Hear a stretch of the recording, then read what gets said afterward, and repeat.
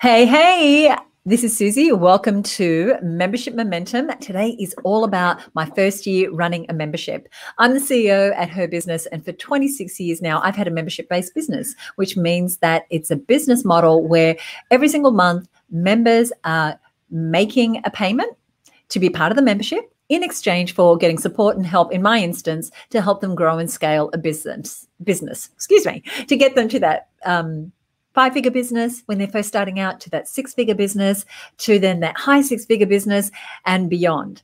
And so I love memberships because you sell something once and you get paid time and time again, and you get to work very closely with a community of people who want what you have. And all month we've been talking about memberships. Today I'm going to be introducing you to 3 of our Her Business Network members who just in the last 12 months introduced a membership to their already existing businesses, or started a business using this membership model, but they're just in that first 12 months. So we're going to be looking at what was difficult, what has come easy, what have the benefits been, would they do it again? And we're going to be taking some of your questions. I'm going to introduce them all in just a moment, but here's what I want you to know. We're going to be giving you the opportunity to really dive deep into, is this the right business model for me?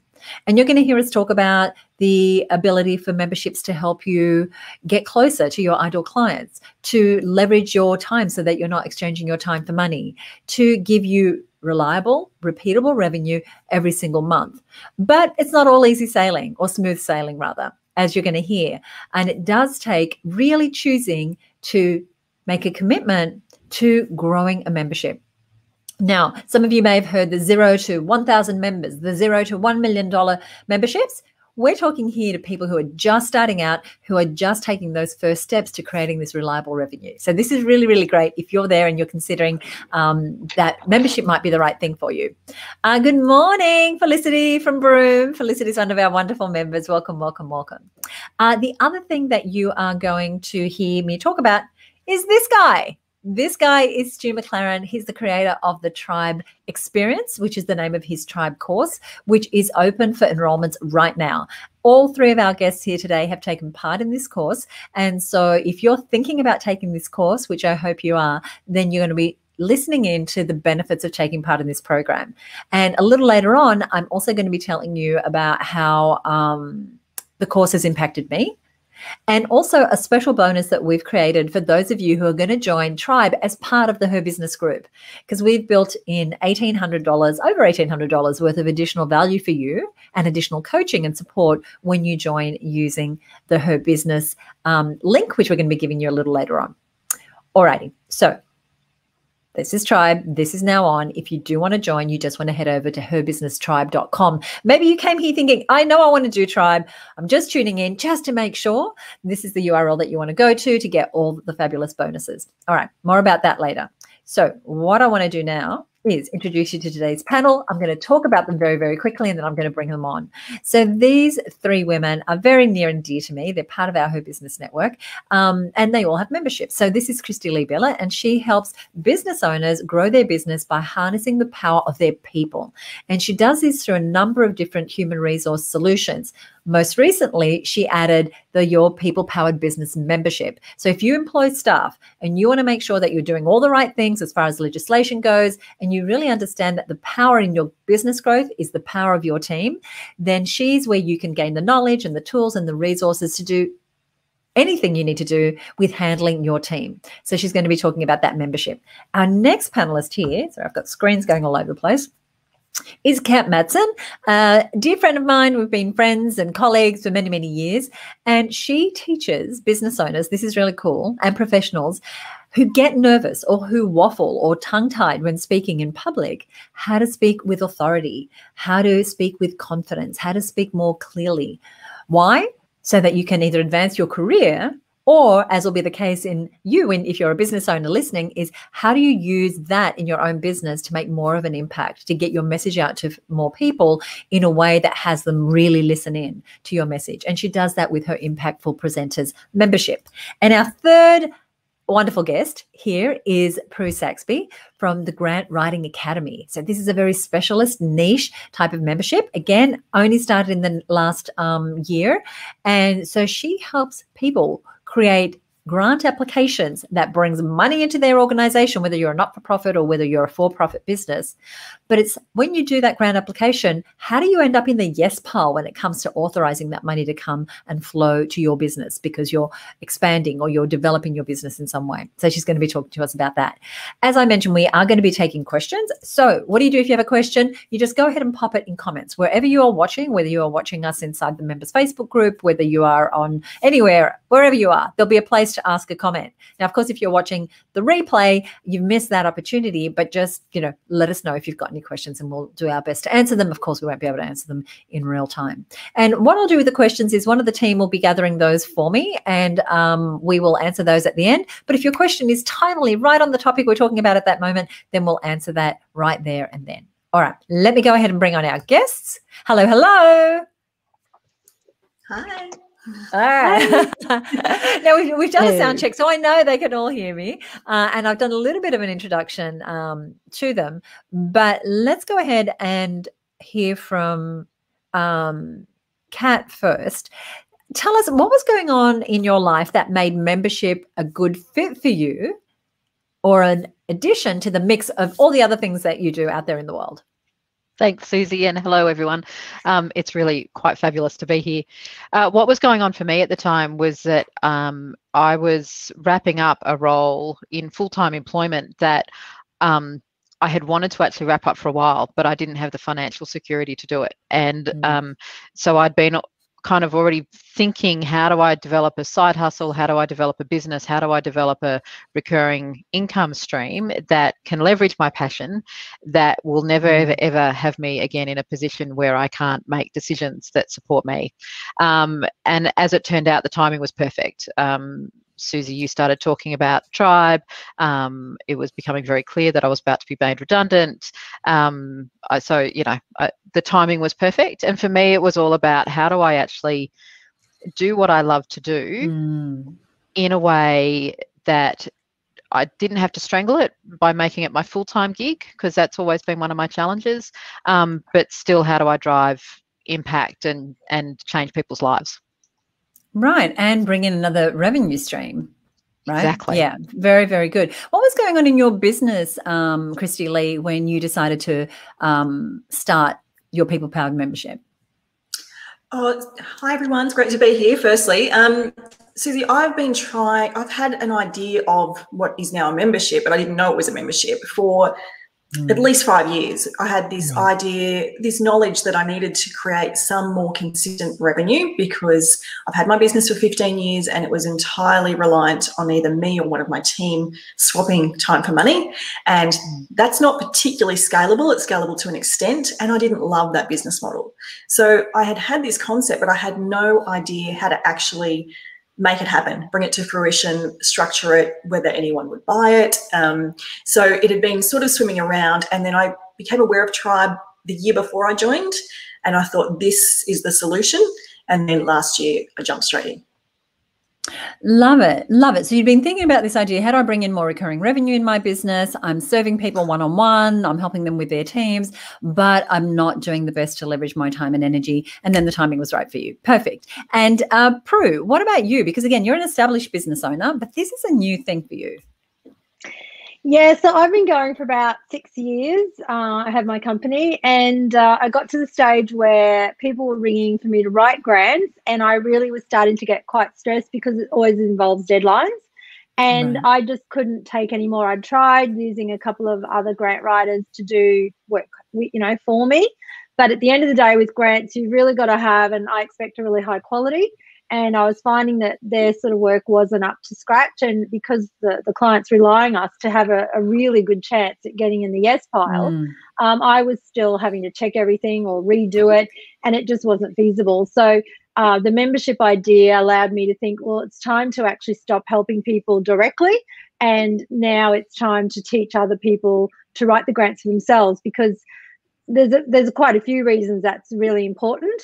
But I think that's the best time for me to pass on my knowledge now as I go on and grow my business and the company, is to actually teach others how to write great grants, because it's the best way to do it. You're more passionate. The passion comes through in the writing which is what I've got to try and do when I write up someone else. But if I can help people write well, and it's actually more about being organized, and if I can help them do that, they end up with a pretty good, application, and then they learn over time, just like I have. Well, what I really love about what you're saying, and inside of the Her Business Network, every single day we see women with incredible experience, and they're trying to make an impact working one-on-one. And that just leads to a capacity being reached at some point, whether it's when you're new in business or whether you've been in business 10 years, there's only so many hours you have. So the moment you can start to think, well, how can I use my experience and expertise to reach more people? It just takes a little bit of a mind shift and a whole lot of structure, which you learn inside of the Tribe program, on how to take what's in here and to be able to help people. Now, yesterday, we did a similar interview process, except we had a lawyer who specializes in the law that governs how people operate in shared living, like in apartment living. And similarly, she had gone from sitting across the table, doing law work, or having a small team of lawyers whose work she had to check consistently, like you with your copywriters or grant writers. And she said it was just driving her crazy, and she couldn't see how she could scale that business using that old traditional model because it kept her tied to smaller numbers. Whereas now with the membership, she was able to take that knowledge and help homeowners all over the place. So it's a really great piece of leverage and a great way for anyone who has expertise, which if you're a business owner, you're an expert in something, right? There's something that you're teaching. But how could you take that knowledge and really leverage it? The situations that your people are in, typically when they come to you. Again, I just want to give people a sense of the types of transformations that you're creating with your memberships. Like, what's typically going on, or is there a circumstance that your customers are in, Kat, when they come to you that makes your membership the perfect fit for them? That's an awesome question, because I started marketing the program just online with a general sense of why people might want to improve their ability to speak with confidence and impact. And I struck on an accidental insight, because I started talking a lot about imposter syndrome and how imposter syndrome holds us back from being able to speak with confidence. And oftentimes it's not because we don't know what we're expert in. In fact, we're often the person, or my customers are often the people who others are coming to for advice. They're actually saying, Susie, can you tell me about how to do this? Or Prue, I really need your advice. But what holds them back from speaking confidently and congruently is that they get tongue-tied, or they start to waffle, or they get nervous and they don't know where to start in the conversation. And so when I'd started to talk about imposter syndrome, people were like, that's it, that's me. So where people are at often is that they know that they are experts in their field. They know that they have a lot to offer, but they're frustrated that they're not as powerful as they could be in either speaking environments or in their business environment. Sometimes that presents as a public speaking issue. They can't take advantage of networking opportunities or conferences. But sometimes it's as simple as, I'm really ineffective in a meeting because I can't get my point across. I can't, I'm really passionate, and one-on-one I will thump the table and I'll get all, excited. But when it comes to the meeting, I can't get my point across. So where people are at for me when they come is basically, I'm tired of not being able to be as effective as I want to be because I can't speak powerfully. Love it. So very, very clear problem to which your membership is a solution. Now, Prue, are people typically, they're putting in grant applications and they're not getting them, or what's happening in your situation? I've actually got quite a range, Susie. I have people who are grant writers already, and they obviously see me as quite, I'm sort of cut myself as a grant master now.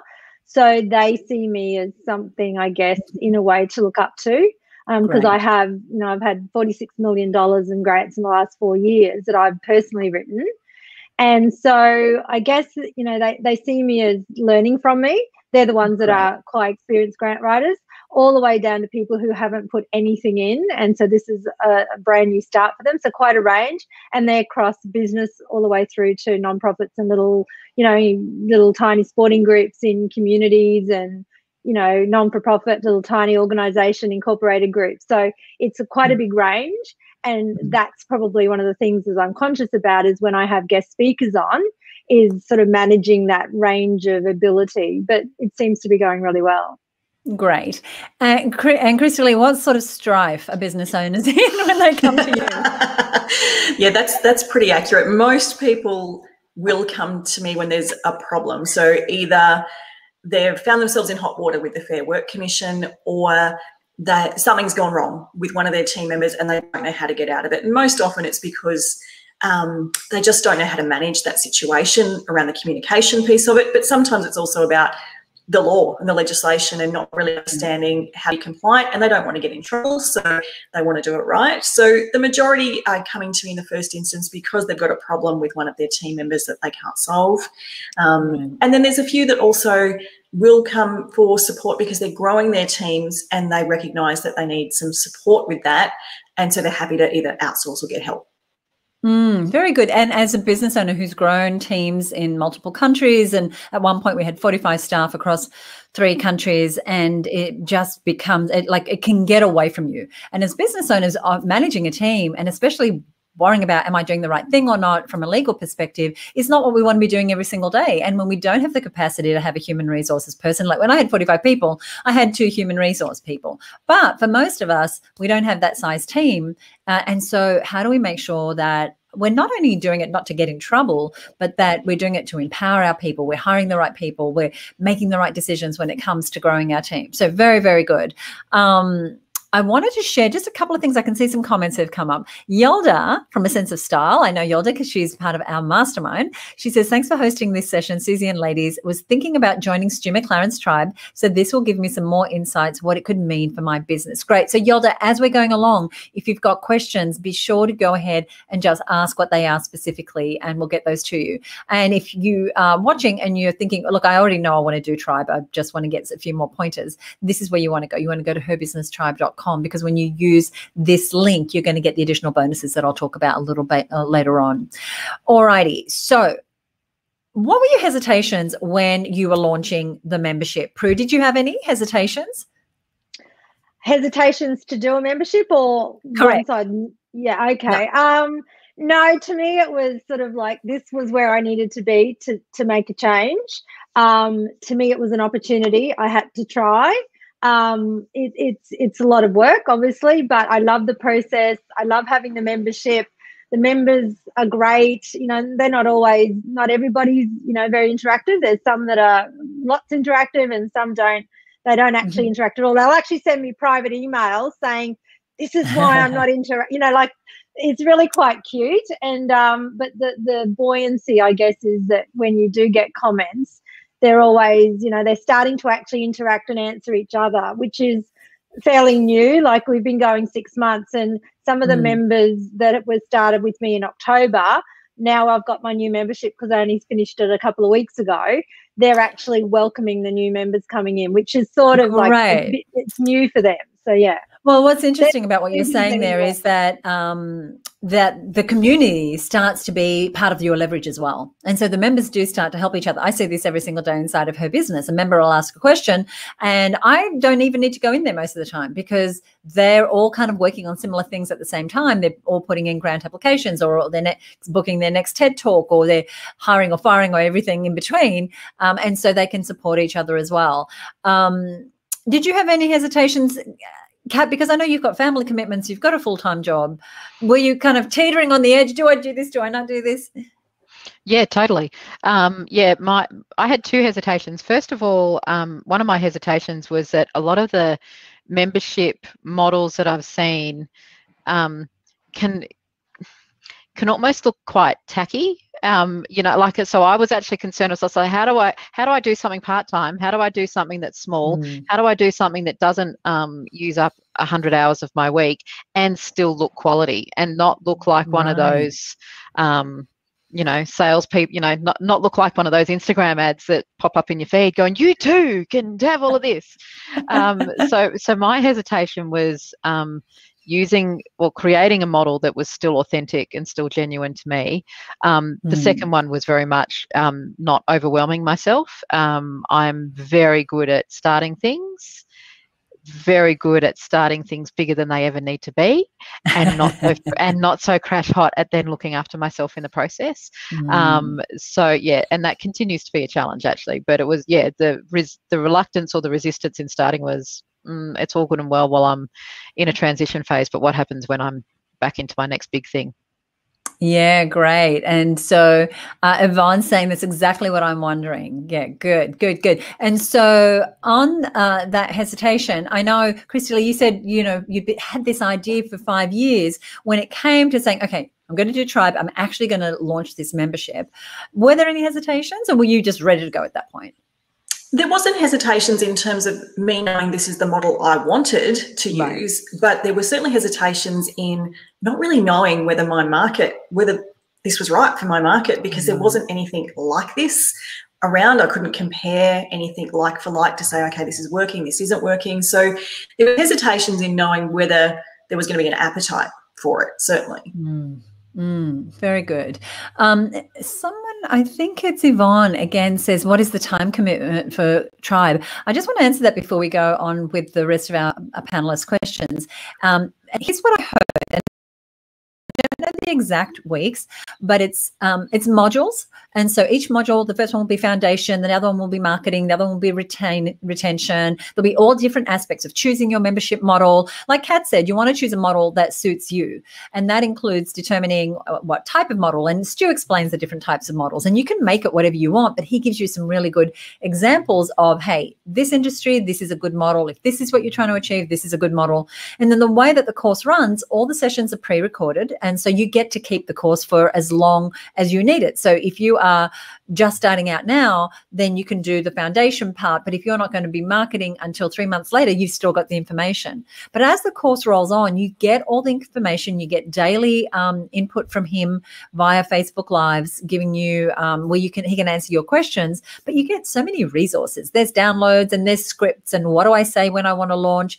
And they do kind of 2 weeks on, 1 week off. So they go 2 weeks of content, 1 week of implementation. But it's all pre-recorded. It's all in a beautiful, he's really the master of how to present a course in a way that breaks it down to small bite-sized pieces, gives you all the resources, and gives you that ongoing support. So I hope that helps, Yvonne. I can't remember the exact number of modules or weeks. I don't know if anyone can, but I think the other thing too, Susie, is the lessons in the modules are really nice and short. So you can feel like you're getting things done and making progress. Like you can listen to a module in like 10 minutes and then you go, cool, I've learnt that. And then you might not come back to it till the next day if you're busy. So you don't have to be sitting there for hours on end to consume it. Yeah, that's great. It's actually, really good architecture from that perspective, is that you're not thinking, oh gosh, I don't have an hour to sit and watch this lesson. They're all like 10, 15 minutes, some are shorter, and there's always like a bit of a cheat sheet in the summary if you need that as well. So really, really good for managing inside of other commitments and being able to chip away at your own speed. When you first launch, so some of you will have heard, oh, I've built a membership, I've got 1,000 members, I'm doing $1 million, etc. But that's not where most of us start, right, Cats? You guys are laughing. So let's talk about that first time. Open the door, you say, hello, come inside. Let's get more of a reality of what might happen, because here's the thing with the Tribe course. I think you need to get ultimately 30 people paying you $30 a month to pay off the course. So whether you get them in the next month or 2 months or 6 months, that's kind of how quickly you can return your money. And we're not talking thousands of people. But what did it look like in reality for you? So Kristy-Lee, you opened up the first time. What happened? So launching can be stressful, I won't lie. It's it's a different business model. So it was totally new. I was terrified. I just followed the process, all the things. And I think when you first launch, if you've got an established business, you've got, I guess, a warm audience to introduce the concept to, which was great. So in my first launch, I welcomed 22 members. Great. And that was, of course, and I think Amanda shared this yesterday as well, you go into it thinking, I'm going to have 100 members or 50 members. And I was certainly one of those people that had some lofty targets that I didn't meet. But the reality is that's my own expectations that I'd set, and not the what is realistic. But if you've got that warm audience, you've certainly got that to work with. So I welcome 22 founding members, and I love them all dearly. And they've been great members, and they've been great at giving me feedback as we've gone along, and watching their progress is really helping me understand what members are going to want moving forward as well. I love it. And so you said two things. You said, you had a loftier goal. Then, you get a reality of, oh, what does it take to launch a membership? And then, oh, what does it take to market this ongoingly, plus, deliver it? And so, you then have opened the doors to your membership subsequent. Now, everybody here has got kind of what we call a closed model, is that you can't just join any day of the week.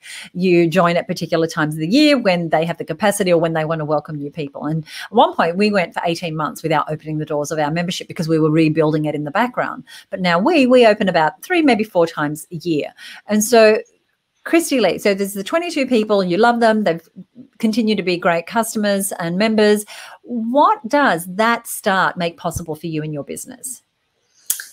It enables you to see the potential, largely, of what is possible when you, over time, build up the membership. It also gets you to get a sense of how the delivery is going to work, because you've got all the ideas and you've kind of structured it out, but until you're doing it, it can be a little bit different. So it gives you that sense. And for me, the delivery of the membership, I love it. It's my favorite thing to do. And it's not hard work. It's not time consuming. It's none of those things that one-on-one consulting is. So I love the delivery, and Tribe really gives you lots of options in terms of how you might structure that, so you can do it in a way that works for you.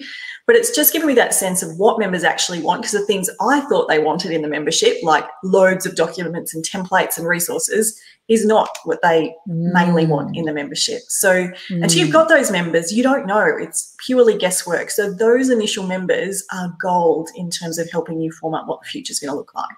Yeah, so those founding members, they are gold, like Kristy-Lee said, and they allow you to create the membership as you go, because like you said, we're kind of guessing a little bit. And so listening to our ideal client, you've got 22 people who are so committed to this process. They want to get the most out of their membership. They want you to succeed as well. And so they're going to be very generous in helping guiding that, how that works. What happened when you opened the doors, Prue? So I had 49, I think it was just under 49 members. So I started mine at $29 a month, or $290 for the year. So that was in October last year, and then I just finished again. There's actually a few trickling in, because what I've found is some of my committees that join, they need to get permission. So having doors open for 4 days doesn't quite work. So that's something I've got to think about in the future. But so this time we're thinking it's still 30. We still have a couple trickling in, and one group bought quite a few. It was a council who decided to buy quite a few for their region. So they are still letting me know the names of those. Okay. But and then it went up to $39 a month and $390 a year. So that's what I did. And so what is it making possible for Prue's business? Well, the difference it's making for me is to then think, okay, this could change. I could offer another membership again for more of a elite sort of higher end, those grant writers who really want to step it up and learn how to write them, the $1 million type grants. But also, I guess it's making me to others, Millie, be more a higher level of professionalism that's come in. I've been invited to speak at more things. I'm getting calls from people, and we're still working out a few opportunities to do things on a much larger scale. So I'm talking people might decide to buy possibly hundreds of membership, and then they would give them out to businesses. It's still happening. So I don't know too much about it yet, but it's just that opportunities change. Yeah.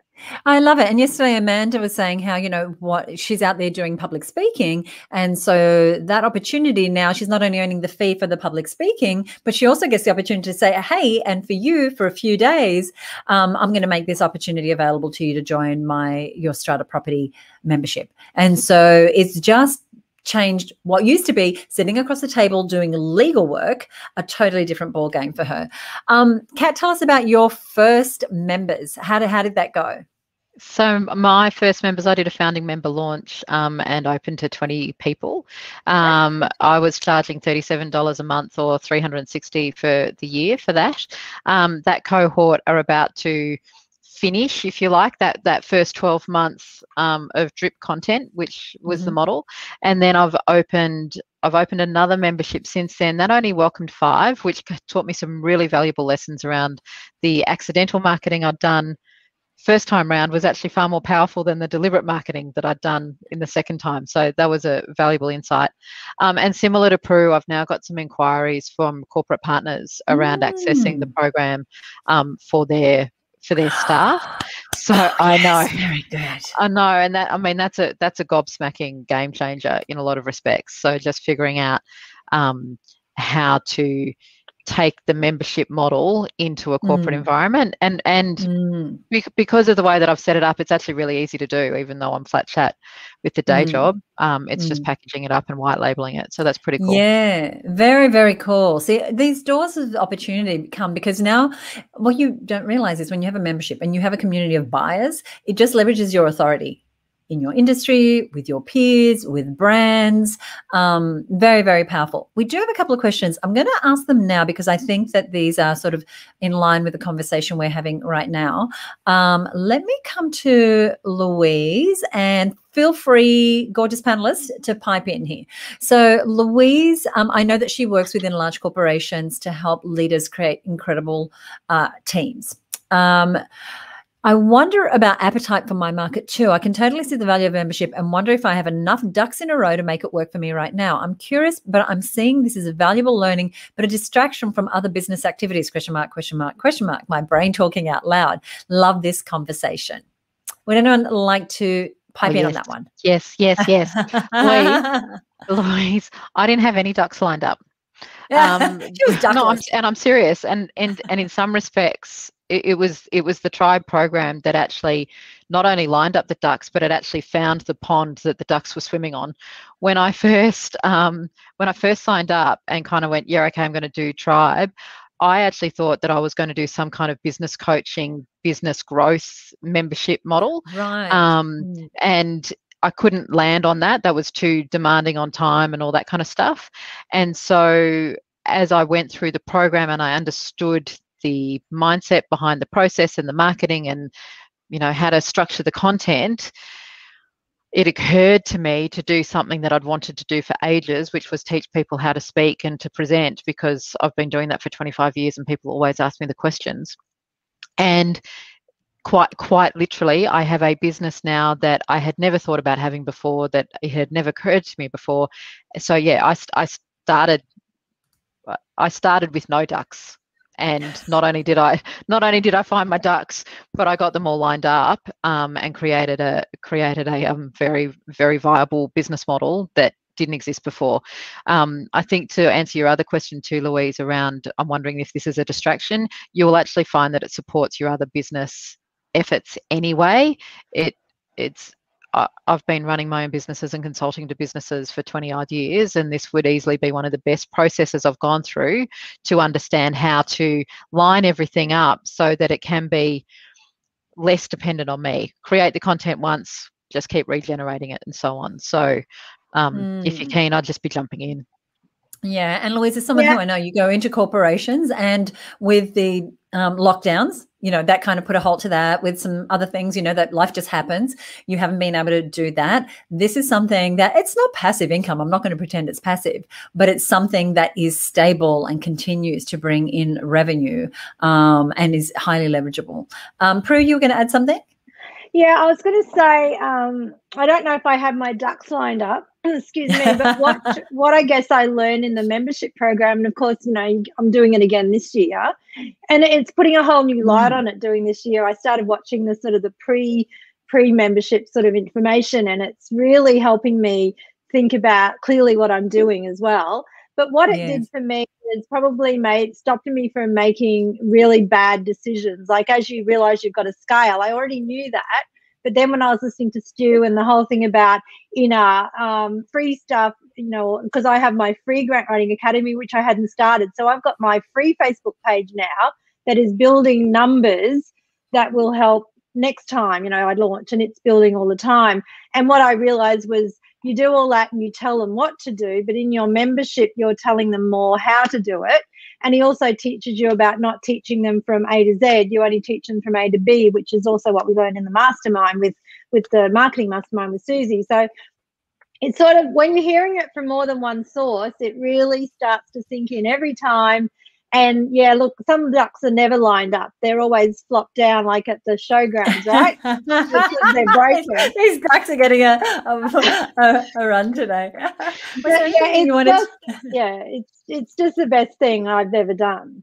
Oh, fantastic. Kristy-Lee, don't feel free if you've got nothing to say, but did you want to add anything there? Yeah, I think Louise is so knowledgeable in her area of expertise. And I think, like many of us that go through Tribe, we can't quite see at the beginning how to take that knowledge and, you know, transform it in a different way, because we're just used to traditional business models of consulting with our clients, of working with our corporates. Right. And I think, Louise, if you want recurring revenue in your business, and who doesn't really, it's a no-brainer in terms of it will help you figure out how to make that happen. Very good. Now, Yvonne asked a question earlier around the time frame, and Julie says, I've done it. It takes about 3 months. The videos are all pre-recorded, so you can refer back. So you invest what you want to invest in time-wise. It's great. Stu is awesome, and the content is really accessible and easy to understand. Short chunks of training modules are probably the best training I've ever done. Hey, thanks, Julie. Great. Said it better than any of us could. Now, Yolda, you had a quick question. I just want to make sure that we cover this off before we move on as well. I haven't planned to have a membership, so I'm not sure if it's right for me. My clients come to us because they want us to do the work for them.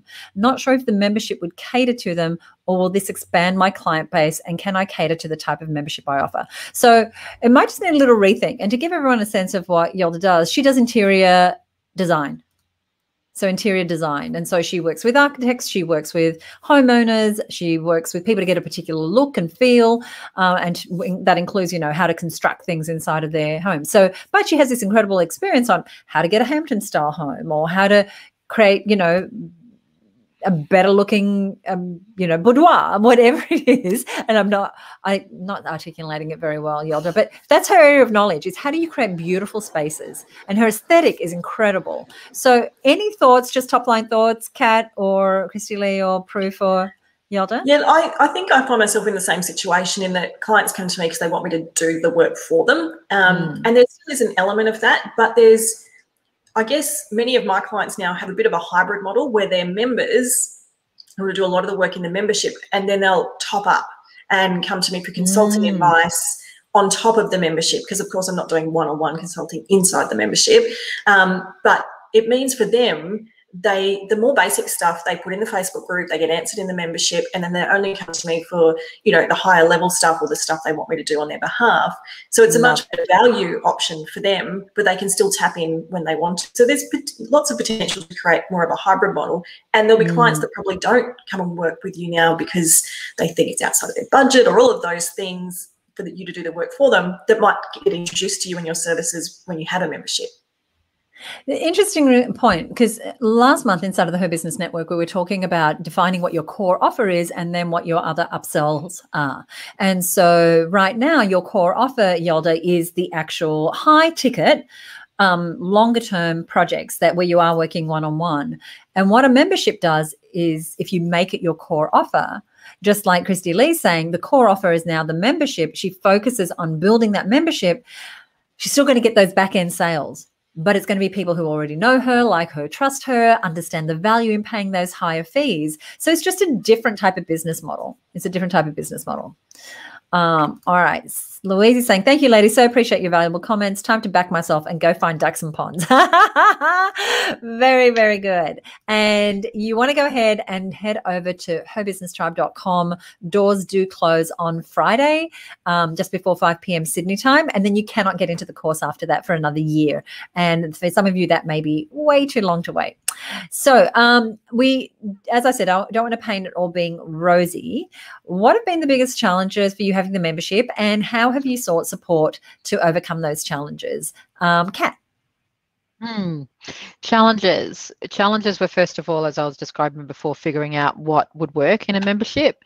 And then while I had a month off from everything else, I actually was able to put in a whole lot of hard work and pre-record some content for the membership and whatnot.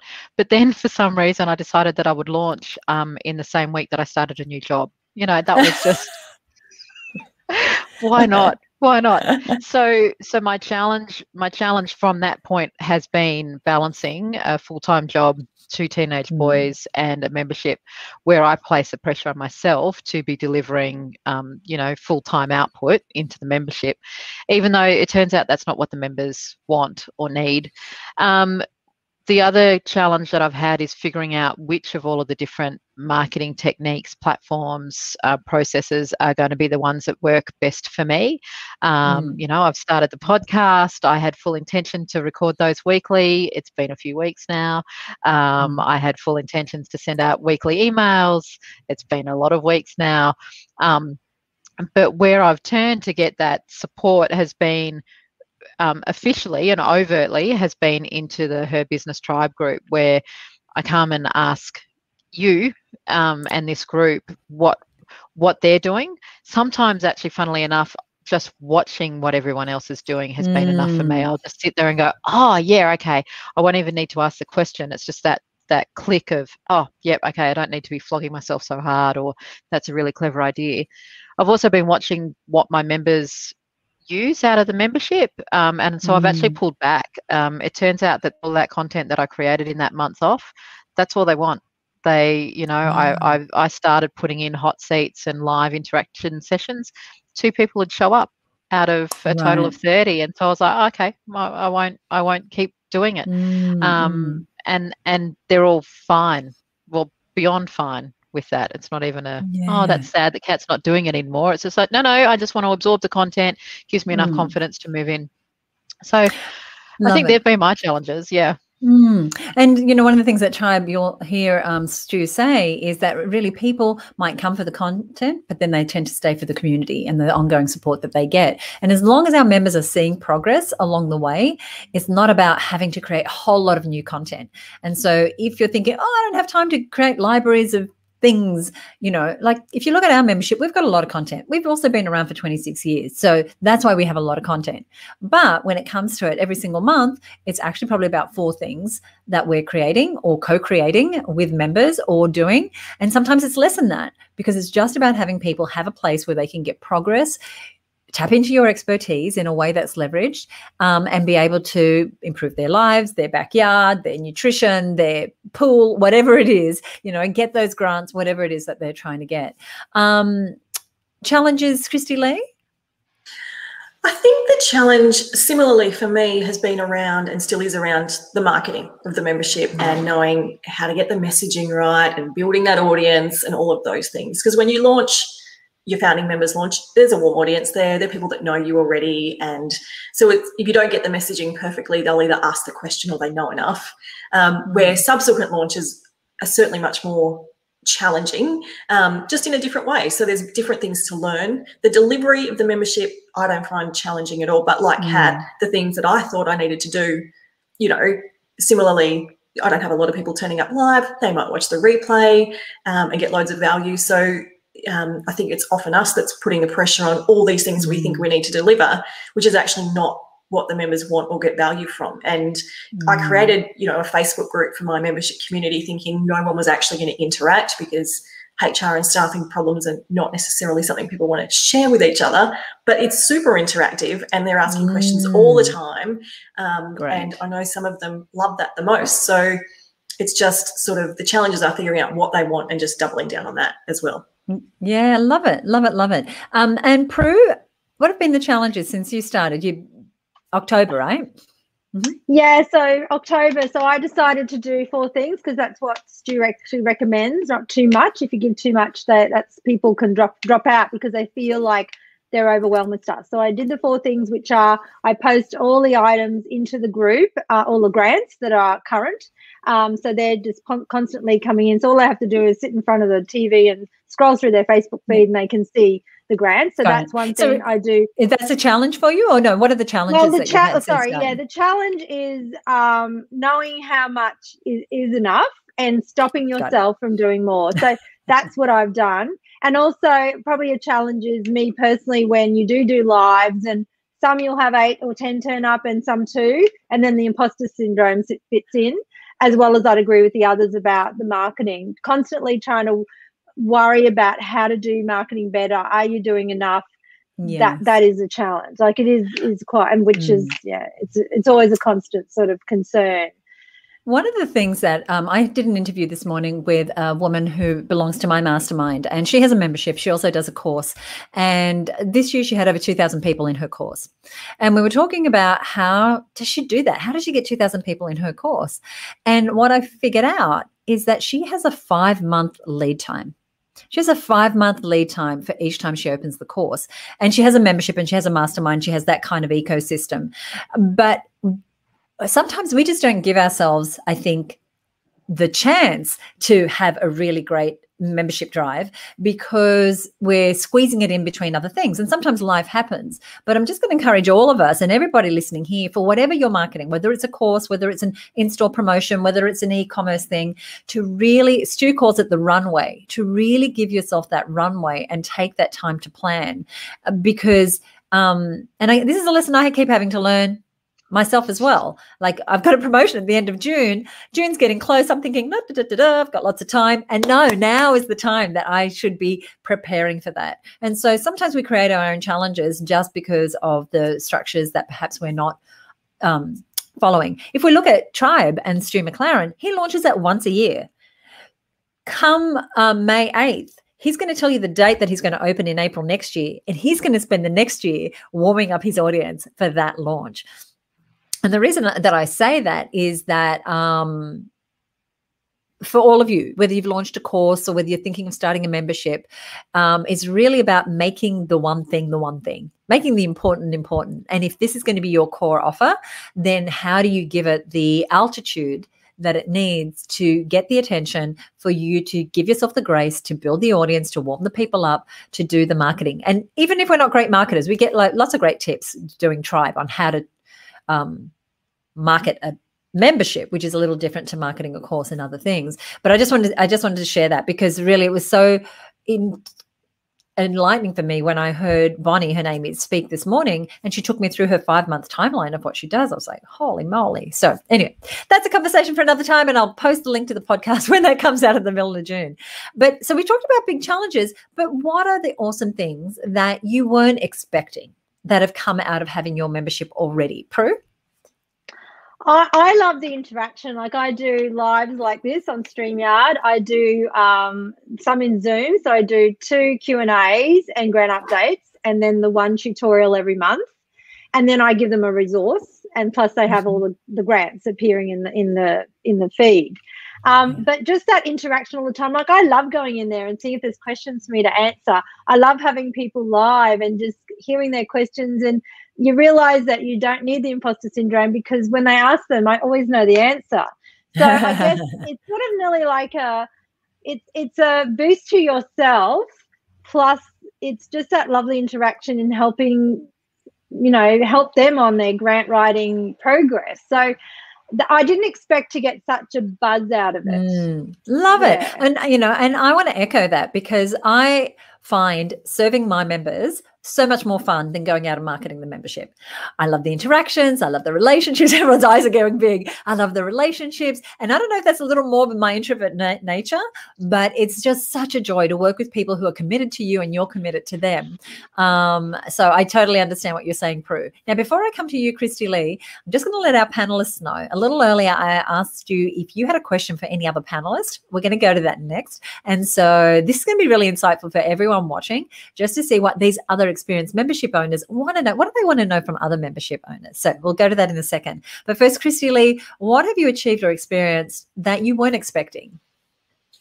Yeah, that's a really great question. Look, similar to Prue, I love delivering inside the membership. It's so much fun, and so it feels like light work. It doesn't feel like heavy or difficult work. I've loved the interaction, which was a surprise to me, as I said, inside the Facebook group, and the members are now saying, oh, I tried this, or giving each other, tips, or I'm curious to know the answer to that too. And they're asking loads of questions in there, which I didn't expect, and I do really enjoy just jumping in. And sometimes it's really hard to answer detailed questions in a Facebook post, but we've got our Q&A session every month. So I'll always say, here's the brief answer, and I'll go into detail in the Q&A session. So just the ease and experience of the delivery has been really great, and the members' interaction has been a real surprise, and I love that. it's been really great. Love it. And Kat? For me, what I've been, in fact, I continue to be surprised by is how a skill that comes so easily to me is so extraordinarily valuable to so many other people. And like we've been talking about the imposter syndrome. I know that I'm experienced in how to speak, and I also know that I'm experienced in how to chunk things down so I can teach other people, but I hadn't quite clocked just what a massive life changer that skill is. And so hearing people say, Kat, just after the first module and learning how to do my Earn the Right, it changed everything about how I conduct myself. That just continues to give me chills. It's awesome. And each of us has expertise, brilliance, something that comes naturally, something that people want to have a coffee chat about, something that people want to pick our brains about. And that is the value that you can bring inside of your membership. And I get goosey just listening to you all talk because you're just so excited about what you're doing. Despite the fact that you're also, what's happening in parallel, you're building a sturdier business, you're building reliable revenue, you're getting paid month after month, you're growing an asset that is valuable to your community, a business with a base of buyers who pay every single month. That's a valuable asset. If you ever, any of you want to sell your business and you have a subscriber list, which is more valuable? The pool cleaning company that installs pools or the pool cleaning company who also has all the maintenance contracts on all the pools, on servicing them, right? You're building an asset for your business. Alrighty. In just a moment, I see there's a couple of questions, and so we are going to come to those. What I do want to do is just remind you that the Tribe program is open now. And so if you do want to go ahead and join us and be part of, we have a special group for people who join through Her Business over at herbusinesstribe.com. You get a bunch of additional support and ongoing support to help you launch your membership. I know it's happened to me. I do a course, the course is finished, and then I don't feel like I have the support. And what we're making available to you is support after the course to implement some of the things that you may not have gotten to during the course. Now, I know you have questions for each other. Prue, who have you got a question for, and what's the question? Well, actually, I can see Kat's all the post-it notes in the back, and I've got the same. And I'm more interested though, so Kat, where are you located in? I'm in Brisbane. What? Brisbane. Okay. So do you also have members mostly from Brisbane or are from other states? Because I think that was sort of interesting for me, and I'm wondering whether some of her business members are sort of thinking, does this put me outside my normal area? And I certainly it has for me. So I'm just wondering how they're color coded and how that sort of split's been for you. Well, I'll share a secret. Those post-it notes have got nothing to do with my membership. That's the day job. But to answer the question about where my members come from, they're from all over the country. And in fact, in my free group, which is one of my marketing tools, I've now got a couple of international members as well. And the exciting thing for me is that, of course, without an online delivery model and without the membership model, I would never have reached those interstate, of course not the international members. Which is gobsmacking. And the other thing for me around, I guess, is that the key issue in teaching something like I'm doing in the program is that in the old model, you would have had to get everybody in a room at the same time, so you've got the overhead costs, logistics costs, people don't want it, blah, blah, blah, blah, blah. Now this is here's the content, you consume it when you want, which means that I can reach hundreds of people. Thousands of people more, I guess. Very good. And we see that obviously inside the Her Business Network as well. Women in regional, rural areas, very different to the model we had, which was an association-style organisation. We used to do monthly events in Melbourne, Sydney, and Kat used to host some in Brisbane. But that was our limit. That's how many women we could touch. And now, we have women all over the country and increasingly the globe. Plus COVID, hello, that situation you're talking about, Kat, being able to get people in a room to teach them the fundamentals of being impactful presenters, couldn't do it for a long time. Still very difficult, still borders and things, whereas now you can reach people from wherever you are. Did you have a question for one of the panelists? Who, me? I do. Yes, you. I actually would like to know from Prue as well. Given that your business obviously started from writing grants, have you seen that you are now, like when you are asked to do the one-on-one stuff, is it a more enjoyable client now that you get to work one-on-one with, or how's it changed your core business, I guess, is what I'm asking, Prue? I can now choose clients and I say no a lot more regularly, because I'm finding two things from that. I say no, and then I can say, but I have a membership for you so that you can join that and learn how to write it yourself, because then you'll save money. So there's lots of advantages for them both ways. So it gives me the choice of choosing, the ability to choose.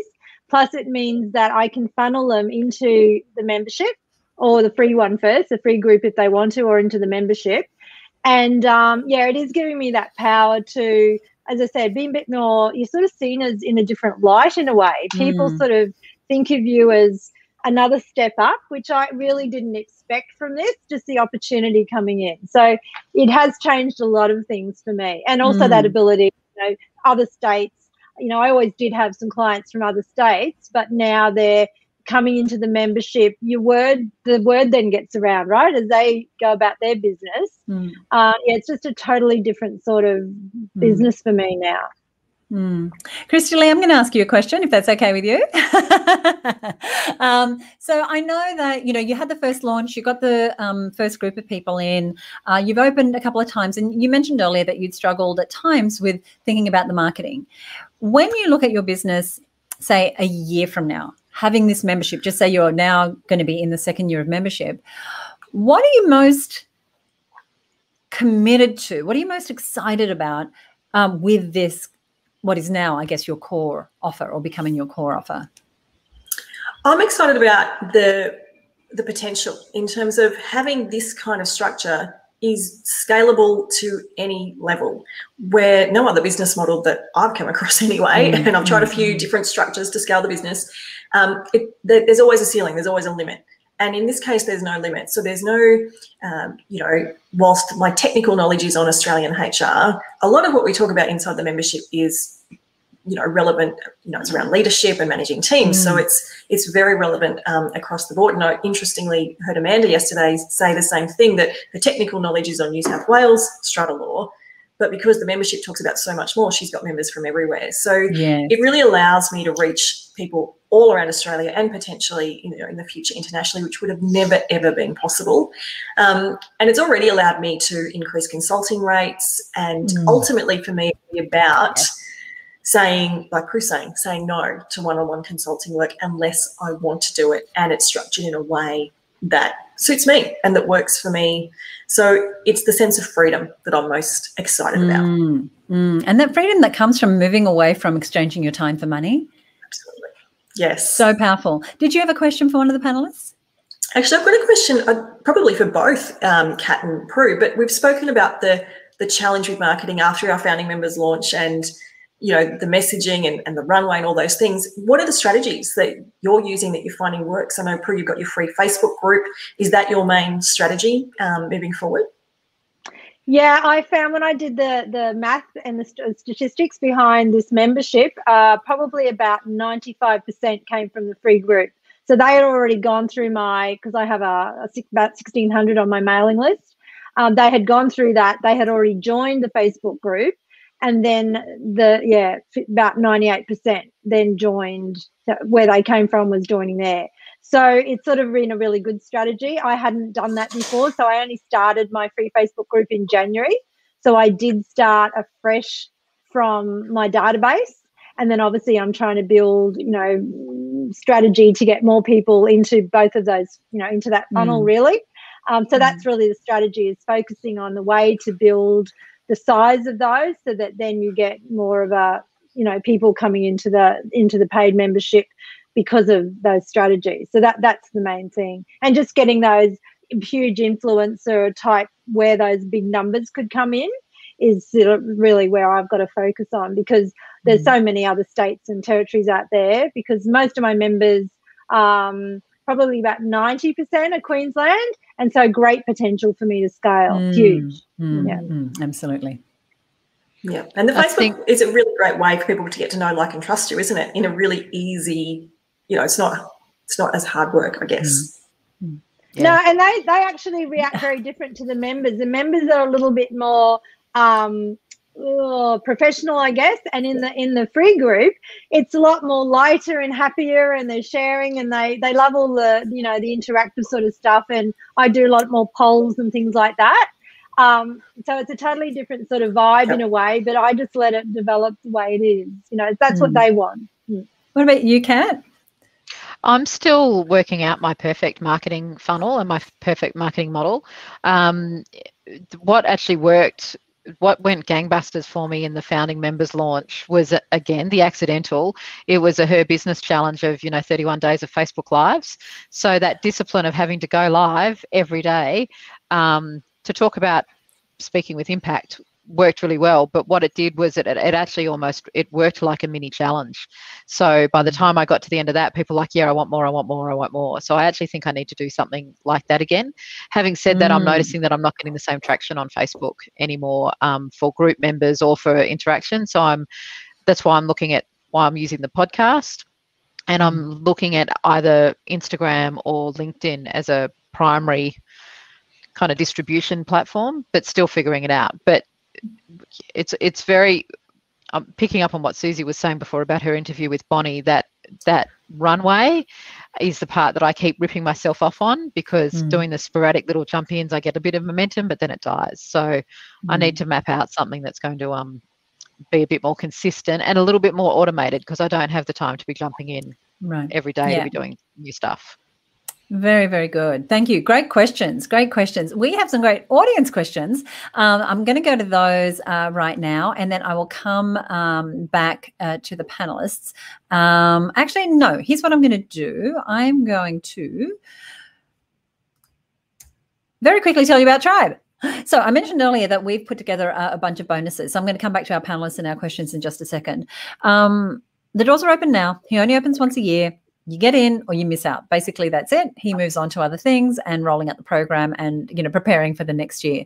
There's going to be thousands of people doing this program. Oh, there are already thousands of people. I'm getting a daily update from Stu because I'm part of his high-level mastermind. So what he's doing, sort of just take behind the scenes, is on his drive home every night, he's doing a voice message to those of us in the mastermind, giving us a lowdown on what happened that day. And I can tell you, it's going nuts. It's going nuts. There's so many people loving what he's doing and joining the program, which kicks off on Monday, And so what we found, again, I did the program, I think 4 or 5 years ago now, and I've done it every single year, is that you can get a little bit lost in the big group.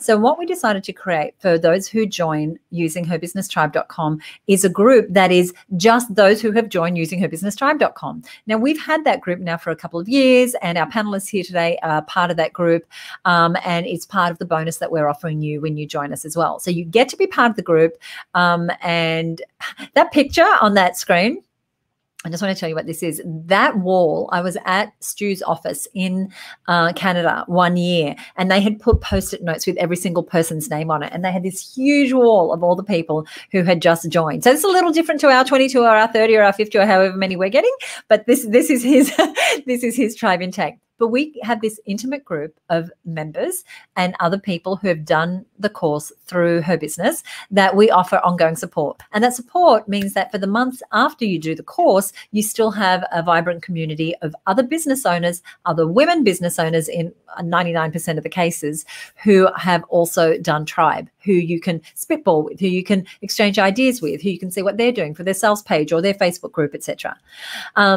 This is Ciona Roberts. Just to give you another example, her niche is crochet. So she teaches women to crochet. And so her membership is called Hooked on Crochet. And what she said is what she loved about this small group is that it's people who know her business. So she just feels safer to ask questions. Like-minded people is what she said. And this is Belinda Weaver, who was on our call yesterday. So for her, it said it's good to have people to work through the challenges. And she said it's different to being in the big US group. Having our small group, she could get answers really, really quickly for people who understood what she was talking about. And this is the gorgeous Kristy-Lee, who is here with us today. And so she said she felt more comfortable asking questions in a smaller group, and that she could ask things and have discussions on a more practical level. So that's the first thing. You get access to this exclusive group that you can only be a part of if you're joining through Her Business. Then we have 3 additional classes. So you've done the Tribe course, you've got that forever. Now you get to pick the brains of the people in the group group, but also to get coaching and support from me and PJ. Now, PJ's my partner. He's a business mentor. He's done Tribe 5 years in a row as well. He's part of Stu's mastermind. So you get further insights into launching, pricing, really getting it off the ground, right? Because the last thing we want to do is we want to do a course and then it's in our inbox or on our computer, but we don't actually put it in place. So these classes are so important. And Nadine Shaw, who's got a membership called Create Health and Lifestyle, she works with mums of young children on maintaining their health and well-being. And she said, I would never have done it. I would never have got it off the ground if it wasn't for this. I'm so glad I started with the support of this community. Plus, you have the opportunity to put your ads in there and get reviews, or you can see Kat's face on there, or talk about your landing page and have someone review it and get that feedback, but you're not doing it in a sea of thousands. You're doing it with a group of people who know, like, and trust you, who can give you that intimate support. Oh, we're going to come back to that in a second. Let me come back to our panelists and let's have a look at these questions. All righty. So Anne-Marie Wilshire. Now, Anne-Marie was on the call yesterday. She's got a different question today. And so I'm going to read it out and then I'll pull it off the screen and have us answer it for her. So she says, hi, guys, great discussion. She said, I did Amy Porterfield's digital course. That's the Digital Course Academy, which teaches you how to create a course. She said, I'm still slowly working through this program. I'm concerned of overwhelm. Is Stu's course a different process to Amy, or is it a better way? Or is it better to wait till I've digested her content? I'm going to start because I bought Amy's content as well. I bought her course 2 years ago. It's actually still sitting in my inbox and I'm still working through it. Now, I've launched courses. Kat and I have had a course. Kristy-Lee's done courses, right? I know how to do a course, but I wanted her level of mastery and that experience. This year, I bought a different course. I bought a course about copywriting. I have done 0 modules. I'm going to get to them. They're there. They're there for me to tap into. And so they're very valuable. And I don't regret making those purchases at all. But choosing to do Stu's Tribe course is about choosing to change your business model. So it's not just doing a course for the knowledge. It's because you're actually changing something quite significantly in your business. So whether it's right for you or not, Anne-Marie, I'm not sure. But I don't think you want to compare it to the digital course that you're still working through. I would think about it differently. What would our panelists like to say about that? I can answer that because I'm doing a course, not with Amy Porterfield, with an Australian person, and she's very well known. And so I've got that as well. And I just found when I did Stu's Tribe course, because it was about membership, very different to course, and it was easier to get up and running. I am still going to offer a course, but I think the membership was a good pathway that will allow then people to have that option to buy the course. So to me, it's a better pathway. Right. And it's like you, Susie, I've got a couple of things on the go. The membership was probably easy for me to get going quickly, and then I'll use it as an avenue to get people to sign up for the course material. Plus, you learn so much. Like I'm doing lives and things like that, where that's very different to creating videos. And I am creating videos for the lives, for some of the other content. But yeah, they're very different. And I think if you're thinking membership could work, it's just totally different to a course. Yeah. Anyone else want to pipe in on that one? Yeah, I agree with what both Prue and Susie have said, Anne-Marie. Overwhelm is one of my kryptonites. It's the thing that breaks me because I do it to myself. So there are, I guess, 2 things I want to say on this one. First of all, yeah, completely different programs, and I suspect what you'll find with your business and the Tribe program is that you'll fundamentally rethink your business. So I don't see that. It's not something that you're going to need to finish one before you start the other. You'll actually see that they intertwine. The second thing is you can take as much or as little out of Tribe as you want at each time. The material sits there forever. You know, I find myself now using Tribe content and methodologies in my day job in government when thinking about both a course as well as how do we make, look after our local businesses, etc. So again, it's not something that gets compartmentalized in a box and it's only when I'm ready for it I pull it out. It's just there in the background. And I think my final thing on managing that overwhelm is it can be really easy to get caught up in everybody else's excitement about doing that first launch or doing that first Facebook Live or doing that piece. And you just have to remember what you're doing it for, what your timelines are for, and not buying into other people's, to the perceived pressure of getting something done by a certain time. Yeah, it's really quite different. Louise has got a question here that's kind of in line with this, and she said, interesting distinction. My thinking was that it's important to have a course as part of a membership. My sense is that a course doesn't determine a membership. No, two very, very different things. So my friend Nicholas, he's an artist. He runs a course every year where he teaches people art. And then off the back of that, they now know him, like him, trust him. He sells a membership. Okay, so it's $2,000 for the course, and then I don't know what his membership is. So it's the front end, the course is the back of the membership. But it can work the other way as well. You do a course, now they love you. Now it's like, you're going to let me go when I've just gotten to know you? Then you can put them into a membership. And this can happen the same with your high-level consulting. It's like they've worked with you as a client, but now they might want to join the membership. And it works the other way around as well. So they're two very different beasts. And here's what I have found. It is easier to sell courses to members than non-members. It is easier to sell our Reach Retreat in Hawaii to members than non-members. It is easier to sell our Marketing Success Mastermind program to members than non-members. And so a couple of years ago, we made the decision that we're just going to double down on our membership and just focus on our members and taking care of our members. And then the back-end upsells, they sell themselves. But that's the way we've got it. We've got membership first. Well, we've got free stuff first, then membership, and then the other programs. But you can go the other way. You could have a tearaway course like Amy Porterfield does, where she gets thousands of people doing her course. And then off the back of that, she says, great, now you can join my membership to get that ongoing support. So it can work either way, but they're really, really quite different. Okay, Anne-Marie is saying, thank you, I appreciate your distinctions. Great. Alrighty, now I'm going to look and see if we've got any other questions. Felicity, I can see your question. I'm going to save it because I think it's an awesome question, so I'm going to come back to that. But here's what I want to do. I do want to talk about when are you next opening the doors, making it available. How do I do this? I've got to go here. I've got to go here. No, I've got to go here. No, I don't. I've got to find the right one. There we are. Kat. It's not this one, is it this one? No, it's Kristy-Lee. Kristy-Lee, tell us when you're opening again. What do we do? We've got a team of people. We're growing the business. We're coming into some strife, and we want to be better leaders. We want to be better taking care of our people. What do we do?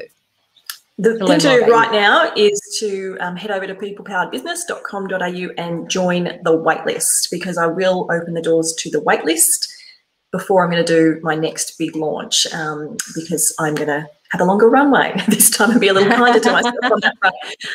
But you will have opportunity to join the membership far sooner from the waitlist, and you'll also get to hear a lot more about what happens inside the membership and all of that if you are on that waitlist. So that's what I would encourage you to do right now if that's of interest to you.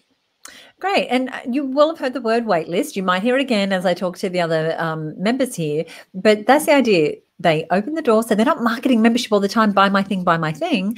They're serving their members inside of the membership, and then they're creating a wait list of people. People are going, okay, let me know when you're next open. And so they're creating a wait list while they're in that runway period leading up to the next thing. So that's something you'll learn more about inside of Tribe.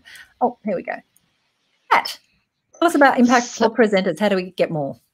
So you go to impactfulpresenters.com and you say, yes, Kat, I want all the tips to boost your speaking confidence.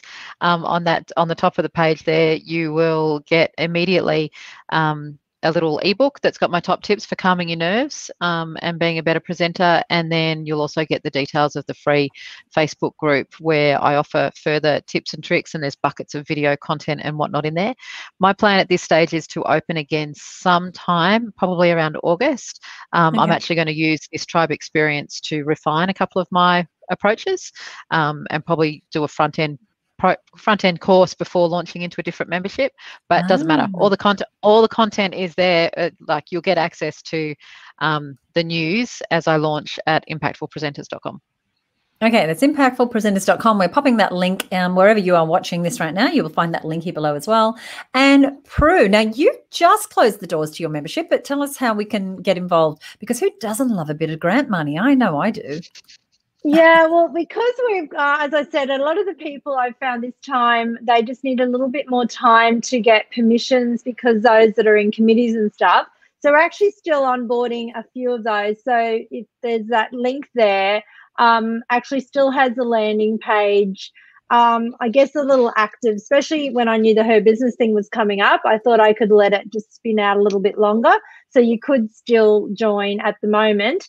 But then once that's closed, likely, I think I've got it down on my plan over here, is August. And again, I'm going to be doing Tribe and just tweaking a bit again. Yeah, the moment actually I knew I was coming on here, I left that sort of landing page link open. So you can still join at the moment. But yeah, the plan is again in August. And you've heard members say here, which you don't hear all the time, I'm going to do Tribe again, because it's that good. And he always updates it and changes it. And the interaction that he has, you know, answering people's questions live all the time is just phenomenal, because you get further distinctions. I find one of his Q&As, doesn't matter who's asking the question, whether it's you or one of the other millions of people, it's always very, very good value. All right. Now, I know there's a question that I have missed here, so I definitely want to come back to that as we start to bring this to a close. And this is from Felicity. Now, Felicity is a milliner. She's based in Bruce in West Australia. And I know this because she's one of our members, and she focuses on supporting rural women to be able to find hats when they need to wear them, because they don't have access to the same retail opportunities. And she not only sells from her website, but she also is the milliner on the move. So she does exhibitions and she moves around selling these beautiful creations that she has, and she has some off-the-shelf type things as well. But her question is around discovering your genius zone, your brilliance, because we talked about sharing our genius and sharing what we know. So it's a little bit off topic, but I think it's a great question. Kat, would you like to kick us off? Thank you. This is such a ripper of a question, Felicity, because I reckon I've spent 20 plus years of my professional career trying to find my brilliance or my genius zone, and thinking it was a whole host of different things that I can do well and that people like. And it was, I'll be honest, it was quite literally sitting there in between jobs in the middle of doing Tribe, realizing that my first idea wasn't going to work. And so I thought, okay, well, what is something that I can easily transfer that everybody is always asking me for, and that everybody says, Kat, you're awesome at that. Like, that's your thing. And it was public speaking and presenting. So for me, it was actually just going back to some real basics and trying not trying to be too clever, not trying to be too sophisticated, quite literally going to, what is it that I love more than anything else? Give me a microphone and a stage, and, you know, I am a happy camper. And then how do I teach it to other people? I love it. And so it wasn't, the immediate thing that you were doing every day. And I'm going to come to the other panelists, but Bonnie, who I was speaking about this morning, she teaches surface pattern design. I didn't know what that was until I met Bonnie. So anything from your wallpaper to your furnishings to, this mouse mat, someone has created that artwork that becomes that. And so she teaches people how to do that. And so it was something that she just does so naturally. Oh gosh, I've gone off I've lost the train of thought that I had. Something that she does so naturally that was just a brilliance, but she wouldn't have seen it otherwise, right? No. And what having a membership allows her to do, and she's got such a big heart for giving, is it allows her to do that in a way where she can serve as many people as possible. Right? She can give that experience to as many people as possible. But the membership allows her to have a structure to do that, so she's not burning herself out, so she's not going into overwhelm, so she's not just feeling depleted at the end of the day because she's got young children, like she's got different responsibilities perhaps to what you have or I have. But Felicity, she works with creatives, and I know a lot of people in that creative space who have this incredible gift. You work with your hands. We have the crochet example I gave earlier, we have inside who've done Tribe, who's part of our Her Business Tribe group. We have Joanne Ivy, who helps women create things with beads. And so you had this wonderful expertise that is very bespoke, that is very individual to your ability. But how could you use that experience to do something that you love, something that you do that you don't even think about, in a way that helps a whole lot more people and creates a more stable and secure business for you? All righty. Kristy-Lee, anything on Zone of Genius here? Yeah, I agree with what Kat said. Listening to what people are asking you questions about all the time that seems to come naturally to you for whatever reason that doesn't come naturally to them. Because I think sometimes in our own heads, we think because it's easy to us, it's easy to everyone. Yeah, Yeah, absolutely. Prue, anything you want to add? As I a guess master my grant writer? yeah, I was always, I was just good, obviously, at writing grants, and people got to know that. So when they're telling people to ring you, you'd realise that you do have that genius zone, I suppose. And just getting the numbers of millions of dollar grants, I guess, obviously gave me that right to call myself a master grant writer. I've only done that in the last couple of months. That's a new thing to call myself that. I gave my permission to myself to do it. So there'll be and that's showing the door though. to the imposter syndrome, right? It's like, I'm going to say I'm a master grant writer, right? Yeah, Goodbye, and nobody else does in Australia, from what I'm aware. So I thought this is, and other people can call themselves that if they want. It's just mine as well. Now, there's people sitting on the fence wondering, do I do this tribe thing? Do I not? Yolanda had questions earlier. Anne-Marie's asking questions. Yvonne was asking questions. And no doubt, if you're watching now, you might have a question and perhaps you haven't voiced it, but you might be sitting on the fence. So I'd love to know, why are you sitting on the fence? If you want to share that, go ahead and put that in comments. But what would you say to someone sitting on the fence now, Prue? Oh, look, the tribe thing just gave me the opportunity to fly and just put new ideas in your head and just create that momentum, and sort of I needed to do something. So to me, it was just something I had to do. I was driven to do it. It's given me so many more ideas. It just opens the floodgates, really. I just, it's just good. And you don't, as you said, you don't have to do all with the thousands of people that are in there. Being in that tribe, her business one, is a very good way to just keep it quite simplified in a way. Like, you can still do all the learnings, because we're not all like the American hype. Well, it's actually Canadian hype, but a lot of Americans do it. And it's nice to have that opportunity to do both. And I think that's the extra value, is what Susie's offering is really valuable in itself. It's just been great. Thank you. Kristy-Lee, what would you say to the fence sitters? And I'm not saying fence sitters in a bad way, but it's just like, I don't know. Don't know? Yeah, I sat on the fence one year, so I've been there, absolutely. But the thing is, if you want recurring revenue in your business, you can try and figure it out on your own, but it's going to take you a long time. Or you just join tribe, follow the process. It doesn't have to be difficult. It doesn't have to be overwhelming. It can be as simple or as complex as you want to make it. So if you're thinking, I don't have time, or it's just too much to learn, it can actually be really, really simple and really effective. Being simple, you don't have to have all the fancy systems. You don't have to do a million things to have a successful membership. And Tribe teaches you all of that really simply. Love it. And Susie, sorry. That's okay. That's okay. Did you want to say something quickly before I go to Kat? I was just going to say, I reckon in future, if someone says to me, what was the change in my business, I will say it was starting the membership, which just made things just explode. That's what I'd say. Yeah. And that's going to happen. I know that's going to happen for you. So it's very exciting. Kat. For me, if you're already sitting on the fence, then just fall on to the right side and do it.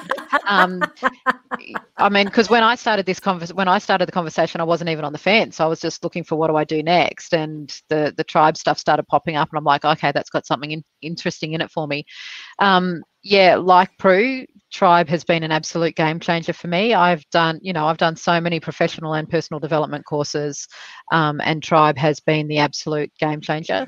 It's and I think for me, where some of the key power is, as Stu's teaching it, you're seeing how he does it as well. And in fact, that's what I'm loving with this promo.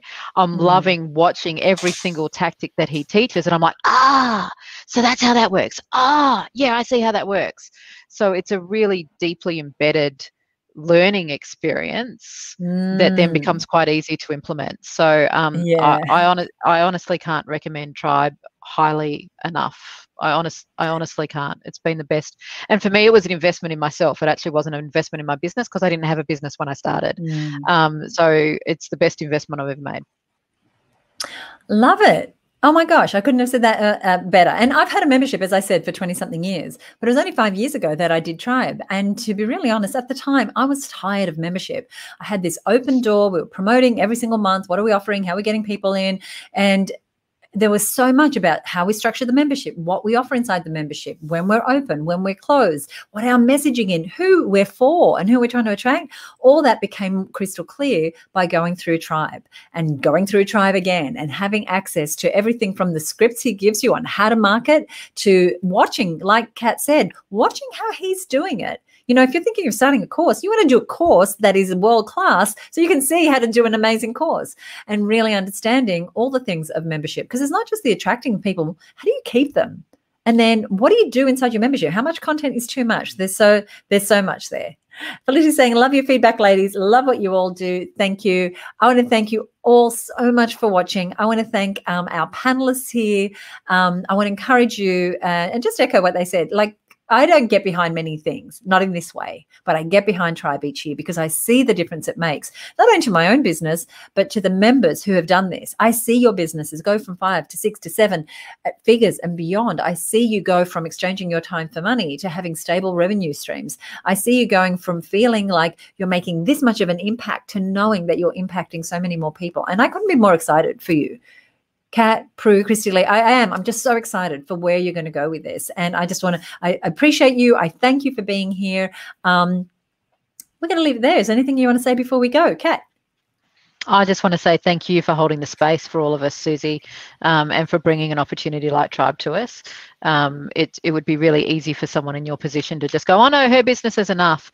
But the level of edification that you offer Tribe speaks volumes, and it's been a game changer for so much of us. So thank you.